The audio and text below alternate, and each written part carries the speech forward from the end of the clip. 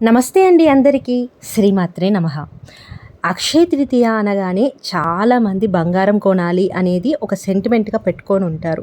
ఖచ్చితంగా అప్పైనా చేసి బంగారం కొనుక్కుంటూ ఉంటారు. అది చాలా ఎక్కువగా అక్షయం అవుతది అని. కానీ అది తప్పు.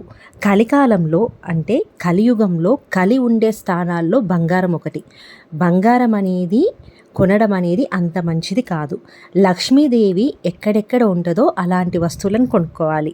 అక్షయ తృతీయ రోజు మట్టి కుండని 2 రోజుల ముందు మంచిగా కడిగి నీళ్లు పోసి దాన్నంతా శుభ్రం చేసిన తర్వాత ఆ కుండలో నీరు నింపి కొన్ని లవంగాలు, సుగంధ ద్రవ్యాలు వేసి ఆ నీటిని దానం చేయడం, ఎవరికైనా పంతులకి చేయడం వల్ల చాలా మంచి జరుగుతుంది.